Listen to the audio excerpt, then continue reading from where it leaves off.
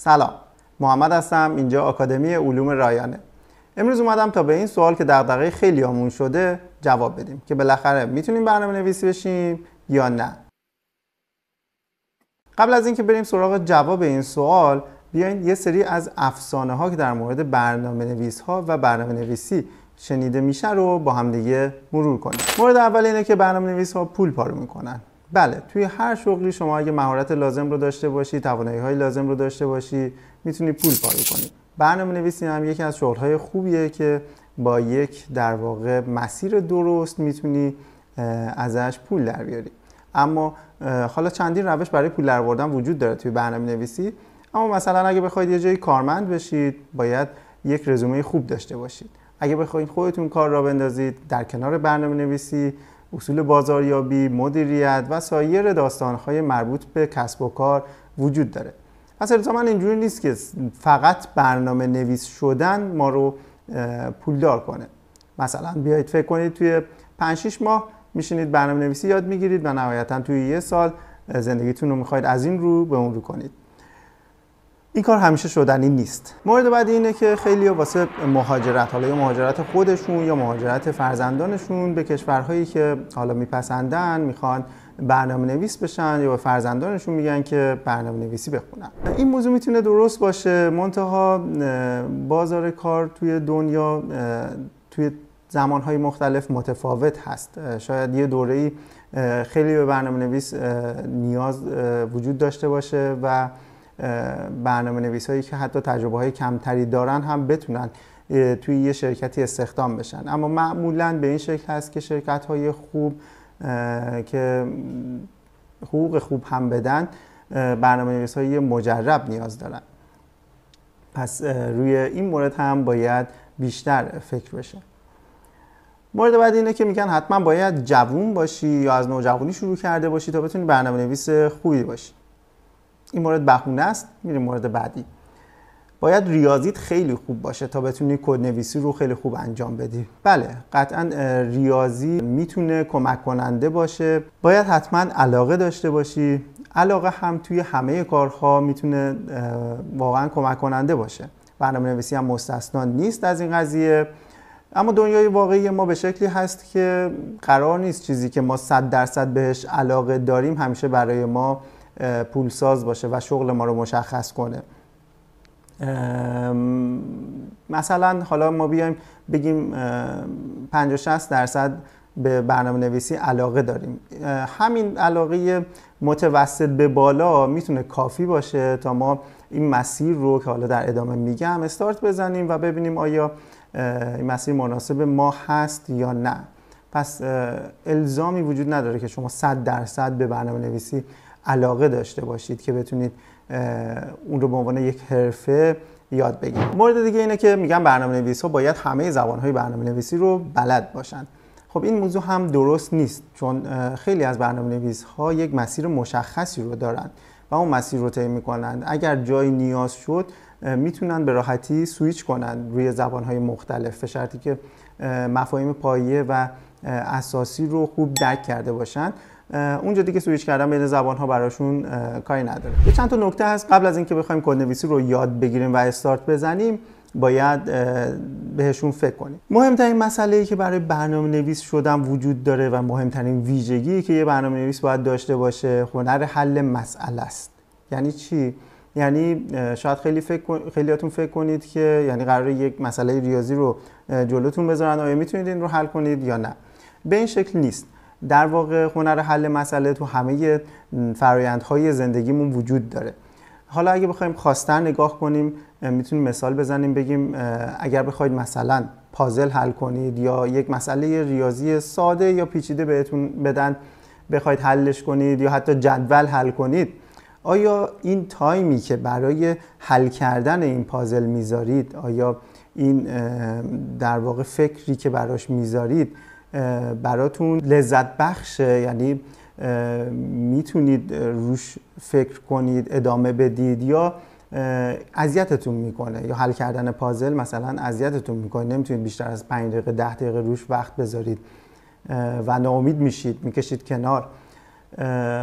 این بهش میگن هنر حل مسئله. اگه این توانایی رو داشته باشید و از این حل مسئله لذت میبرید که خیلی خوبه. اگه نه، باید این مسئله رو در واقع این موضوع رو توی خودتون به مرور تقویت کنید و مثلا حالا مشکلات بزرگی که وجود داره رو حالا توی برنامه‌نویسی بتونید این رو به مسئله تبدیل کنید، این مسئله رو بتونید به مسئله‌های کوچکتر تبدیل کنید، هر مسئله کوچیک رو بتونید حل کنید تا مسئله بزرگ حل بشه، مسئله پیچیده حل بشه.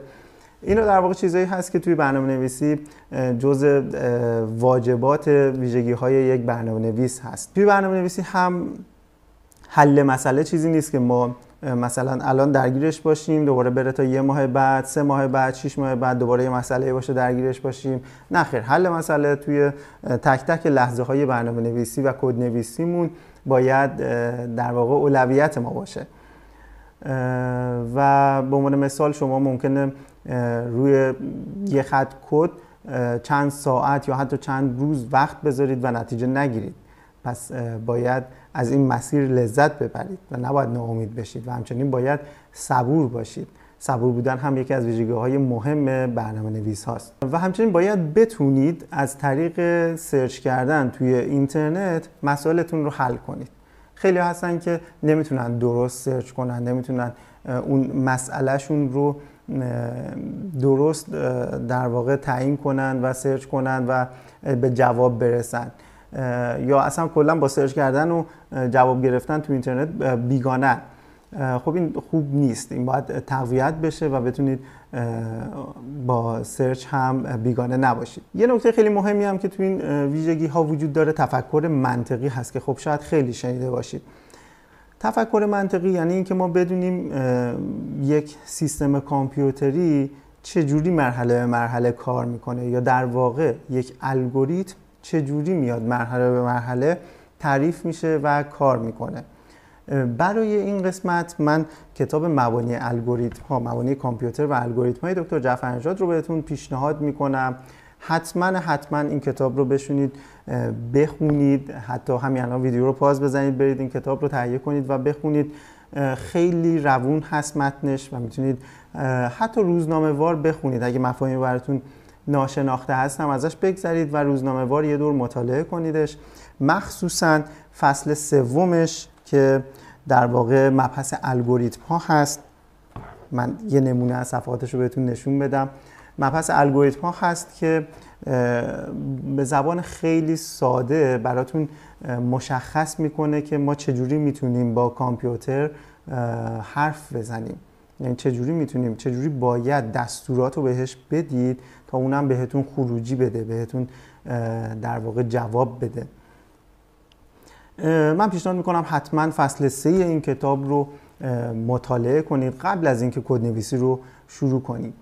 و حالا فصل دیگه هم داره، مثلا فصل 4 در مورد آرایه هاست. ما میتونیم این رو همزمان با کدمون پیش ببریم. مثلا بیایم فصل 3 این کتاب رو الگوریتم ها رو بخونیم، بعد بریم کد زدن رو شروع کنیم، یه مقداری کد بزنیم، بعد وقتی توی مبحث کد زدن به آرایه ها رسیدیم بیایم اول این متن این کتاب رو بخونیم، مطالعه کنیم در مورد آرایه ها. اول ببینیم مثلا آرایه ها چی هستن، به زبان خیلی ساده برامون توضیح میده که چی هستن، چجوری کار میکنن، چجوری تو سیستم ذخیره میشن، اینا رو توضیح میده. بعد بیایم همزمان کنارش توی کد نویسی مبحث آرایه ها رو کار کنیم. این روال و این هماهنگی بین این کتاب و کد نویسی میتونه واقعا جذاب باشه توی فرآیند برنامه نویس شدن. خب ویژگی‌های دیگه‌ای هست که من میخوام در موردش صحبت کنم. اینه که آیا به عنوان مثال کنجکاو هستید در مورد تکنولوژی، در مورد برنامه‌ها؟ مثلا یک صفحه وبی رو می‌بینید، یه دکمه‌ای رو می‌زنید، یه چیزی عوض میشه، آیا براتون سوال پیش میاد که چجوری من با زدن این دکمه میتونم این کار رو انجام بدم؟ چجوری این برنامه متوجه میشه که این اتفاق افتاده؟ یا چجوری توی این اپلیکیشن این صفحه عوض میشه؟ آیا تا حالا براتون سوال پیش اومده یا کنجکاو بودید در موردش؟ اگه هم نبودید از الان به بعد که من اینو بهتون گفتم آیا با دیدن برنامه کنجکاو میشید که این سوال براتون پیش میاد که این برنامه چجوری کار میکنه؟ این میتونه یکی از ویژگی‌هایی باشه که کمک کنه به شما تا هم برنامه و کد رو و منطقش رو درک کنید همین که بتونید خلاقیت بیشتری به خرج بدید توی کدهای خودتون. خلاقیت هم خب توی همه زمینه‌ها میتونه بسیار کمک کننده باشه. توی برنامه‌نویسی هم میتونه شما رو از دیگران که الان رقابت هم بسیار زیاد هست متمایز کنه و چه خوبه که این ویژگی رو داشته باشید. اگر هم ندارید میتونید تقویتش کنید، حالا با استفاده از با شناخت ابزارها و زبان‌های برنامه‌نویسی که وجود داره. یعنی اول از همه بیاید این ابزارهامون رو بشناسیم، ببینیم چه چیزهایی وجود داریم، چه کارهایی میتونیم انجام بدیم و بعد بیایم کم کم این رو ارتقا بدیم و خلاقیت بهش اضافه کنیم. کدهای مختلف رو ببینیم و اون کدها رو تغییرشون بدیم با خلاقیت خودمون و بهینه کنیم برای خودمون. این هم مبحث ویژگی خلاقیت هست. حالا فرض می‌کنیم که همه این داستان‌ها رو انجام دادیم، بهشون فکر کردیم یا اصلا هیچ کاری نکردیم، می‌خوایم شروع کنیم. خب می‌خوایم کدنویسی رو شروع کنیم. از کجا باید شروع کنیم؟ سوالی که واقعاً خیلی جواب‌های مختلفی شاید در موردش شنیده باشید، خیلی راه‌های مختلفی بهتون پیشنهاد شده باشه، اما بذارید خیلی رک و راحت بهتون بگم که در واقع اصلاً مهم نیست شما از کدوم زبان برنامه نویسی یا کد نویسی بشینید شروع کنید. مهم مفاهیم پایه است. شما باید مفاهیم پایه و اون منطق کار رو درک کنید. بعد شما میتونید هر کاری دلتون خواست بکنید. کم کم ارتقا بدید، سویچ کنید. به عنوان مثال یکی میاد میگه که میگه هدف نهایی من این هست که مثلا بیام برنامه‌نویس این مدلی بشم. نمیدونم وب دیولپر بشم. میاد میگه اپلیکیشن دیولپر بشم. نمیدونم دیتابیس بشم. خب هیچ کدوم از اینا مهم نیست برای شروع کار. برای شروع کار شما فقط باید از اون محیط استفاده کنید که راحت هستید توش تا مفاهیم اولیه رو یاد بگیرید. این خیلی مهمه. من چند بار دارم میگم. یا حتی ممکنه الان بشنوید که مثلا معروف‌ترین و پرکاربردترین زبان برنامه نویسی الانی که دارم با شما صحبت میکنم به عنوان مثال پایتون هست و بیاد حتما از پایتون شروع کنید. یا اگه از چیز دیگه استارت بزنید یکی میاد بهتون میگه که خب چرا اینو کار میکنی؟ الان پایتون رو بورسه، بیا اینو کار کن حتما. ببینید بچه پایتون هم خیلی خوبه، میتونید باهاش کار کنید، میتونید هم از زبان دیگه شروع کنید، اصلا فرقی نمیکنه. بذارید مثال براتون بزنم. فرض کنید شما میخواید برید رانندگی یاد بگیرید. آیا اون کسی که میخواد شما رو ترین کنه بهتون رانندگی یاد بده ازتون میپرسه که شما میخواید در آینده مثلا فرمول 1 کار کنید، رالی کار کنید، یا میخواید مسافرت بین شهری زیاد دارید، یا داخل شهر فقط میخواید رانندگی کنید؟ خیر، فقط مفاهیم اولیه رو قرار بهتون یاد بده. اصلا مهم نیست که بعداً قراره چی کار کنید. پس اینجا هم همینه. اینجا ما میایم از محیط و زبان برنامه نویسی استفاده میکنیم که برامون راحت باشه. حالا من تو ویدیوهای بعدی معرفی میکنم که چه کار کنیم و بتونیم با مفاهیم اولیه و منطق و نحوه کار یک برنامه آشنا بشیم. این برامون از همه چی مهمتره. حالا این مراحل رو اگه پله به پله پیش بریم، در واقع بیس کار رو خوب بچینیم، حتی اگه مثلا توی یه زبان 1 سال هم کار کرده باشیم، 6 ماه هم کار کرده باشیم، بعداً اگه بخوایم سویچش کنیم به راحتی میتونیم این کار رو انجام بدیم. یعنی من بهتون این اطمینان رو میدم که شما مفاهیم اولیه رو بلد باشین، اصلا هیچ مشکلی براتون پیش نمیاد که مثلا از زبان پایتون برید روی سی شارپ، از سی شارپ برید روی جاوا. فقط این سویچ کردن در واقع اصلا کار سختی نیست. یعنی نگرانش نباشید که الان چه زبانی رو انتخاب میکنید. کانال ما رو سابسکرایب کنید و در ویدیوهای بعدی که در مورد شروع کدنویسی هست با ما همراه باشید تا اونجا بهتون بگم که دقیقاً چه کار کنیم و چجوری کدنویسی رو شروع کنیم. همچنین یه گروه تلگرامی داریم که در واقع یه آدرس این زیر گذاشتیم، به این آدرس پیام بدید، به این شماره پیام بدید توی تلگرام تا شما رو عضو اون گروه کنیم. توی این گروه که مخصوص شروع کدنویسی هست میتونید سوالاتتون و اپاپمنتتون رو بپرسید، من و تیمم جواب میدیم، یا میتونید در واقع اطلاعاتی که دارید رو با هم دیگه به اشتراک بذارید. لایک و کامنت یادتون نره.